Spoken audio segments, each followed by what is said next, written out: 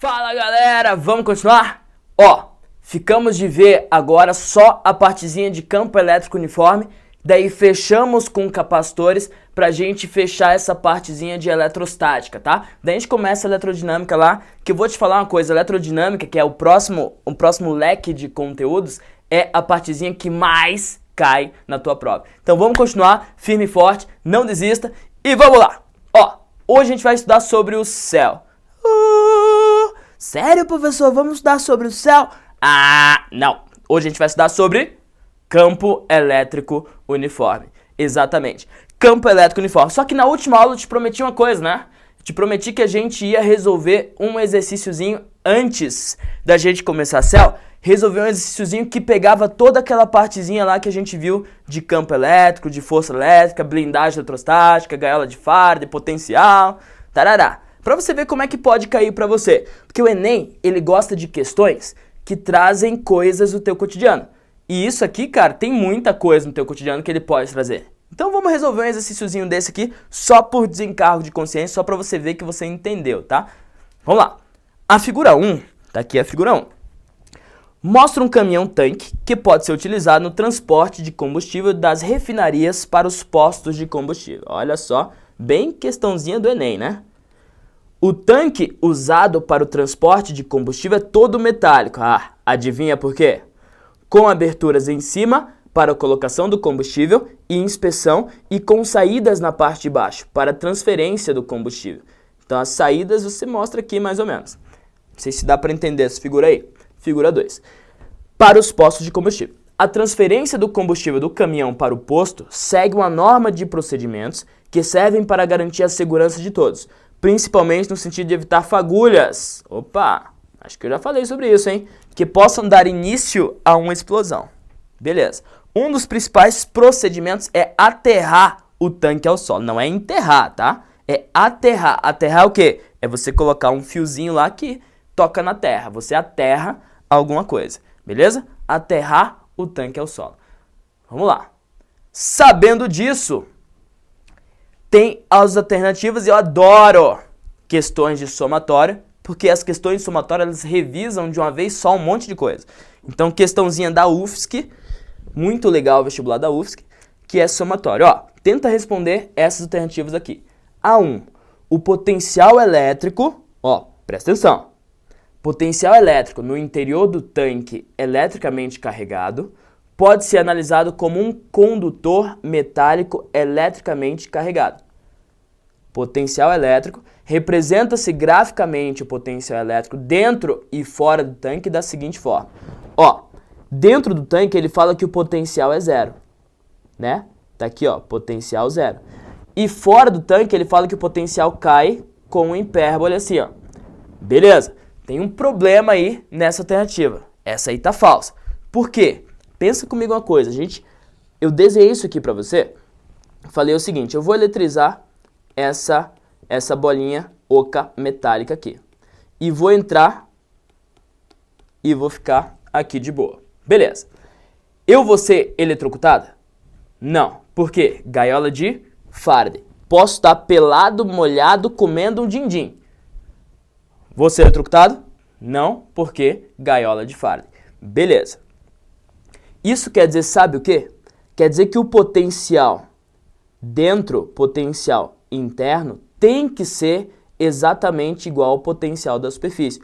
Potencial de dentro tem que ser exatamente igual ao potencial da superfície. Professor, por que tem que ser igual? Porque se não tiver igual, vai ter uma diferença de potencial. E uma diferença de potencial é o que causa uma corrente elétrica. Fechou? Então, na tua tomada tem 2 buraquinhos lá, se não tiver 3, né? Normal 2, 3 alterra. Fechou?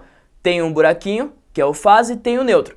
Tem 220 volts ali. 220 volts é a diferença de potencial entre um buraquinho e outro. Quando você liga os 2 buraquinhos, no caso, coloca alguma coisa ali dentro, você está fechando o circuito. Vai passar corrente daqui para cá, vai passar corrente elétrica. Fechou? Então, se tiver diferença de potencial, vai ter corrente. E se tivesse corrente, nesse caso, eu seria eletrocutado. Pelado, molhado, não me eletrocutou. Por quê? Porque gaiola de Faraday. Então, o potencial, nesse caso, tem que ser igual da superfície. Então, teria que ser assim o gráfico, para deixar certinho mesmo, o gráfico tinha que ser assim. Zup. Ó, potencial dentro e potencial na superfície aqui, pertinho da minha esfera, tem que ser igual. Então essa aqui tá falsa. Beleza. A 2. Ih, professor, muito difícil isso aí, né? Não, cara. Ó, a 2 fala o seguinte, a 1 tá falsa, né? A 2. Estando o tanque eletricamente neutro, ele não possui cargas elétricas. Ah, professor, claro, né? Não. Tá errado. Essa aí tá errada. Por quê? Estar neutro não quer dizer não possuir cargas elétricas. Estar neutro quer dizer que possui a mesma quantidade de cargas positivas e cargas negativas, fechou? Então, ó, tem cargas elétricas lá dentro? Claro que tem. Tem combustível, o combustível é feito de prótons, elétrons e nêutrons, não é? De átomos. Então, tem cargas, só que tem mesma quantidade os dois, beleza? Então a 2 tá falsa. A 4. Durante uma viagem, o tanque adquire uma carga elétrica de módulo 270 microcoulombs. O valor do campo elétrico e do potencial... Ó, a carga elétrica, tá? 270 microcoulombs. O valor do campo elétrico e do potencial elétrico a 200 metros do tanque vale aproximadamente e respectivamente. Isso aqui vai ser o campo, né, que é newtons por coulombs. Isso aqui vai ser o potencial. Então, vamos calcular? Para calcular isso aqui, ó, para descobrir o campo a 200 metros, campo é K vezes Q sobre D quadrado, é ou não é? Q em módulo. Campo vai ser K é 9 vezes 10 a nona. O Q vai ser, ele falou 270 micro, né? 270 vezes 10 a menos 6 sobre 200 metros. 200 metros é 2 vezes 10 ao quadrado e isso tudo elevado ao quadrado. Beleza? Só calcular isso aí. Não vou perder muito tempo com isso aí. Se calcula e vê quanto que dá. O potencial é isso aqui, ó. K vezes Q sobre D. Só sobre D, não é quadrado. V igual a 9 vezes 10 a nona, vezes o Q, que é 270 vezes 10 a menos 6, sobre 200 metros, que é 2 vezes 10 ao quadrado. Então, você calcula esses dois aí pra mim? Quando você calcular isso aí, e já te falo uma coisa, people, não use calculadora, tá? Porque o Enem é muito extenso, você tem que estar bem nas contas ali pra você não perder muito tempo fazendo conta, tá? Então não use calculadora. Mas resolve isso aí pra mim, você vai ver que na verdade ele tá também falsa essa alternativa, beleza? Também tá falsa. Beleza, vamos pra próxima. A 8, ó, o aterramento, não é enterramento, ó, aterramento do tanque visa fazer com que o caminhão-tanque fique com carga elétrica resultante igual a zero. O aterramento, né? Porque em função dos pneus feitos de borracha e do seu atrito com o ar, o caminhão pode ficar eletricamente carregado. Isso aqui tá perfeito, né? O caminhão tá andando. Dia muito seco, inclusive, caminhão andando, ele vai se eletrizar. Acontece isso algumas vezes quando a gente tá viajando, daí o carro se eletriza, a gente toca no carro, leva um choquinho. Aconteceu com você? Eletrização por atrito com ar. Fechou? E daí o caminhão tanque se eletrizando, tem que ter uma correntinha lá tocando no chão para deseletrizá-lo, para neutralizá-lo. Por quê? Porque se acontecer alguma faísquinha ali, pode ser perigoso. Então isso aqui tá perfeito, tá certo, essa alternativa aí. A 16. Admitindo que o caminhão tanque esteja carregado eletricamente, o campo elétrico no interior do tanque é zero. A gente falou sobre isso, né? Gaiola de Faraday, o campo elétrico vale, lá dentro vale zero. Até aqui tá certo. E o potencial elétrico é constante. Isso aqui a gente falou na primeira alternativa. É constante, porque se não fosse constante, teria corrente elétrica. Então tem que ser constante.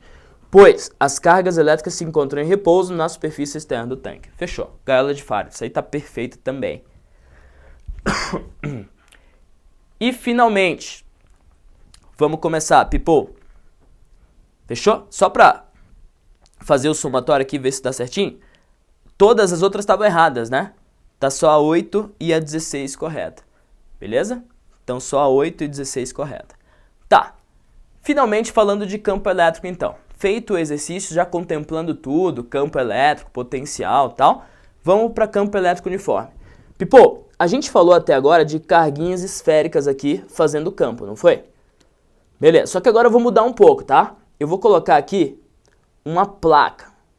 Uma placa, professor? Isso, uma placa. E vou eletrizar essa placa positivamente. Vou eletrizar positivamente, eu estou retirando elétrons, né?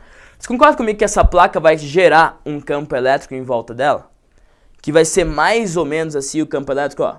Sai do positivo. Sai. Sai. Sai. Sai. É ou não é? Só tirar esse último aqui. E pro outro lado também, né? Sai. Sai. Tá aqui, ó. Esse vai ser o campo mais ou menos gerado por essa plaquinha aí. Fechou? Um campo elétrico uniforme que fala. Mas, ó, eu vou fazer o seguinte. Eu vou colocar aqui agora, vou até mudar de cor aqui, my yellow, e vou colocar outra plaquinha aqui, ó. E essa outra plaquinha eu vou eletrizar negativamente. Negativamente. Tá. Como que vai ser o campo gerado por essa outra plaquinha? O campo gerado por essa outra plaquinha vai ser de aproximação, né? Pá. Entra. Entra. Entra no negativo, ó. Entra. Inclusive passa pela outra carga, né? Porque o campo não é material. Então ele consegue passar pelas coisas, igual o campo gravitacional. O campo gravitacional da Terra passa pela parede, passa por tudo, né? Então tá aí. Inclusive eu vou até aumentar aqui o campo do positivo, porque ele passa, né? Ele passa isso aqui. Ó, fazendo esse desenho aqui, dá pra perceber uma coisa super interessante. Nessa região aqui, quanto que vale o campo elétrico? Considerando que essas duas placas, ela tem mesma quantidade de carga, elas são totalmente idênticas. Então elas produzem o mesmo campo elétrico, tá? Nessa região aqui, você concorda comigo que tem um vetor para lá, outro para cá, um para lá, outro para cá? Se tem um para lá, outro para cá, elas vão sempre se anular. De modo que se eu colocar duas placas eletrizadas, uma na frente da outra, uma é positiva, a outra é negativa, o que vai acontecer? O campo aqui fora e o campo aqui fora é sempre zero. Fechou? Então o campo elétrico aqui vai dar zero e o campo elétrico aqui vai dar zero. E aqui, professor, esse campo elétrico aqui não vai dar zero. Então vai acontecer o seguinte, ó, ajeitando o desenho, esse aqui vai se somar, né? Aqui fica positivo, positivo, positivo. Vai formar um campo elétrico entre essas placas aqui, desse jeitão aqui. Professor, só tem vermelhinho, na verdade é a soma já. Opa, isso aqui é negativo. Na verdade já estou colocando a soma entre o vermelhinho e o amarelinho, tá? Tá aqui. Ó.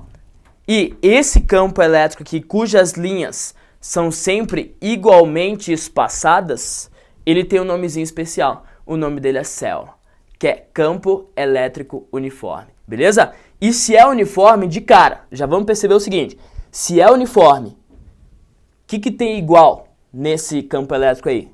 Tem igual a intensidade do campo. Intensidade do campo elétrico é sempre constante. Fechou?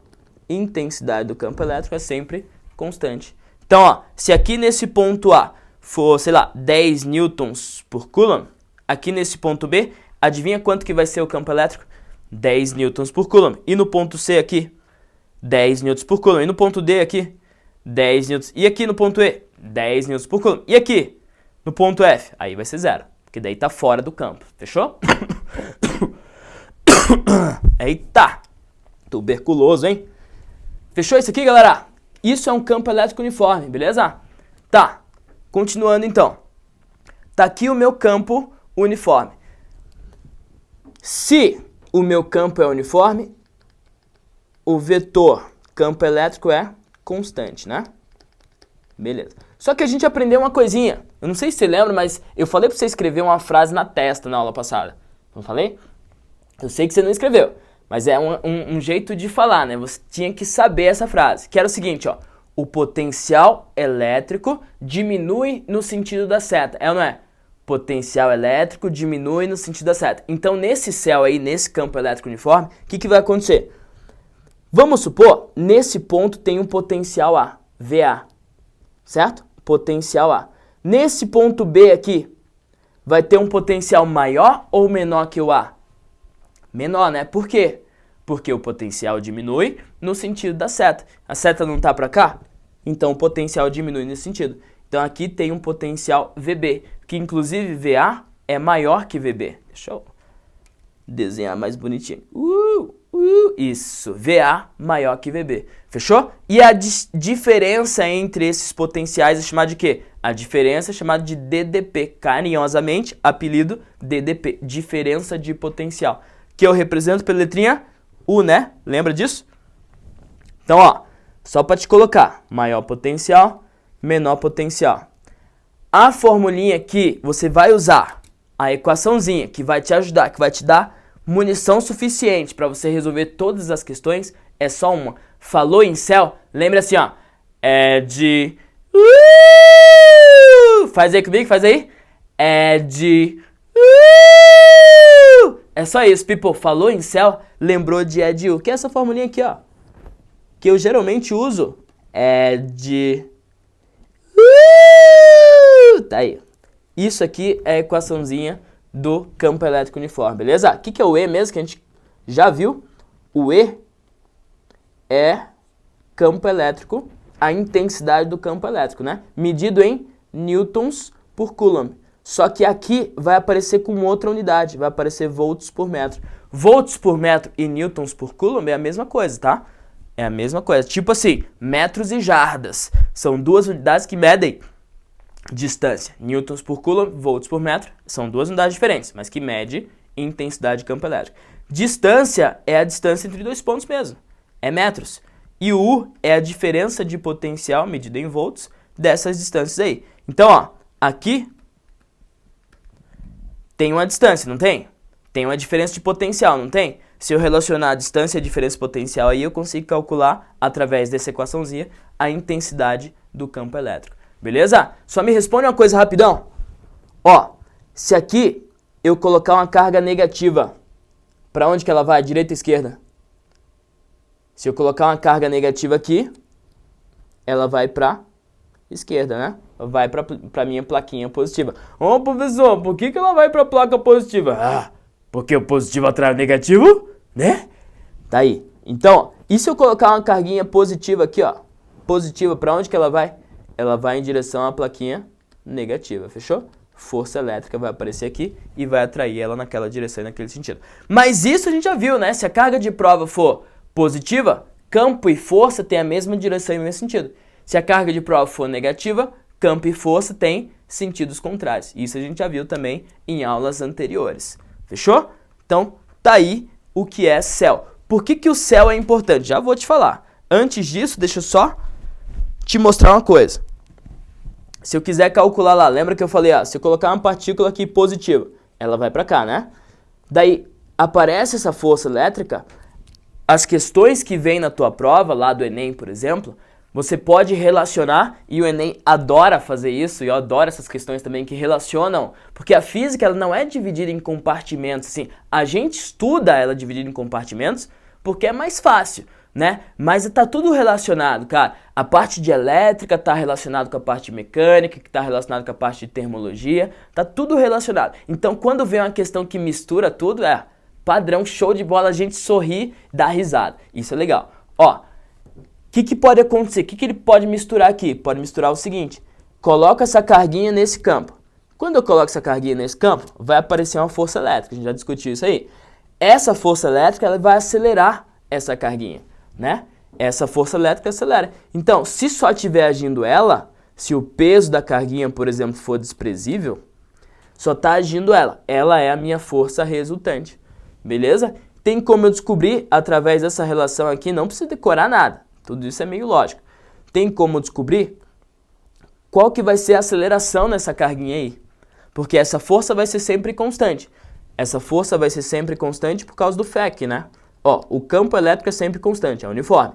A carga de prova não muda. Força constante, vou calcular essa aceleração constante aqui. Daí, ó, força elétrica não é FEC, coloco no lugar de força, E vezes Q. Força resultante não é massa vezes aceleração, segunda lei de Newton, que você viu lá com o Thiaguinho? Então, eu vou colocar massa vezes aceleração. Passo M dividindo aqui, ó. O que vai acontecer? A aceleração é E vezes Q sobre M. Fechou?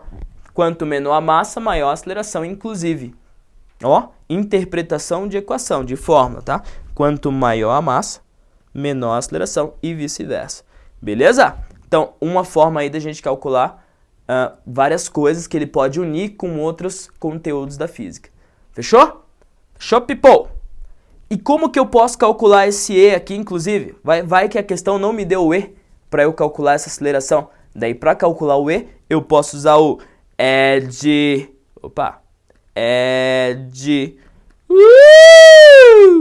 né?